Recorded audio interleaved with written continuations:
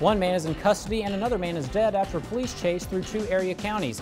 Testimony today in the Boston Marathon bombing trial will focus on the deadly police shootout with the Tsarnaev brothers. These stories and more right now on News 3 at noon. Now, live on KBTX, the Brazos Valley's news leader. This is News 3 at noon.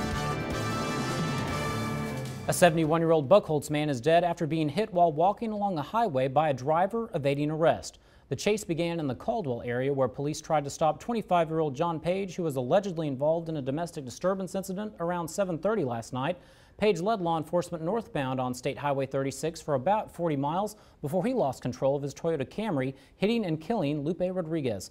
Page has been charged with manslaughter and evading arrest and is being held at the Milam County Jail. Milam County police say a female passenger in the car with Page is being questioned but has not been charged. Jurors are back in court for the trial of Boston Marathon bomber Dzhokhar Tsarnaev. The jury has now been shown the boat in which Tsarnaev was captured. They were brought to the bullet-riddled boat this morning where they walked around the outside of the vessel taking notes.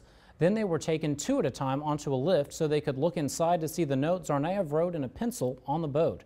Tsarnaev watched impassively from a table about 50 feet away, flanked by his attorneys. 3 people were killed and more than 260 injured in the 2013 marathon bombings. A millionaire real estate heir from one of America's richest families is being held in New Orleans in a jail accused of murder. He's accused of murdering a female friend in Los Angeles in 2000. Robert Durst has been the subject of a cable documentary series about his connection to 3 murders. Filmmakers working on the series were stunned when Durst revealed he was guilty of the killings while wearing his microphone into the bathroom. What the hell are you doing?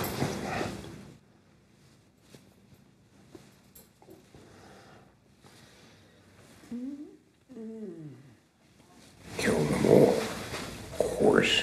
Durst was arrested on a murder warrant this weekend just before last night's airing of the HBO documentary. Durst's lawyer says his client is innocent. A 20-year-old man has been charged after the shooting of 2 St. Louis area police officers. St. Louis County prosecutors say Jeffrey Williams is charged with 2 counts of first-degree assault, 1 count of firing a weapon from a vehicle, and 3 counts of armed criminal action. The officers were shot early last Thursday outside of the Ferguson Police Department during a protest, just hours after the city's police chief resigned in the wake of a scathing federal Justice Department report. Williams is being held on $300,000 bond. Families of the children killed in the Sandy Hook Elementary School shooting have filed lawsuits against the estate of the gunman's dead mother. They claim Nancy Lanza was careless and negligent in leaving an assault rifle unsecured in her home. Adam Lanza used the weapon to kill his mother before storming the Newtown school in December 2012. 20 children and 6 adults lost their lives in the massacre. The 20-year-old later killed himself. The administrator of Nancy Lanza's estate has not commented on the lawsuits. Aid is starting to arrive in the South Pacific nation of Vanuatu after a massive cyclone flattened most of the country over the weekend. As Tina Kraus reports, at least 6 people are dead, but that number is expected to rise when emergency crews reach some of the more remote islands. Residents of Vanuatu are trying to put their homes and lives back together after a deadly cyclone tore through the South Pacific island chain on Saturday. It just destroyed our buildings. I never seen such cyclone like this before. Cyclone Pam packed 170-mile-per-hour winds. Vanuatu has a population of 260,000 people spread over 65 islands.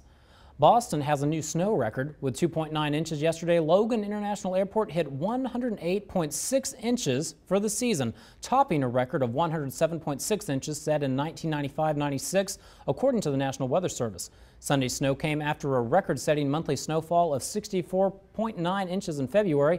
The worst previous single month was January 2005, when 43.3 inches fell. On the West Coast, however, the problem is drought, and the record heat that hit this weekend isn't helping. Thousands of runners sweltered through the Los Angeles Marathon. Omar Villafranca reports.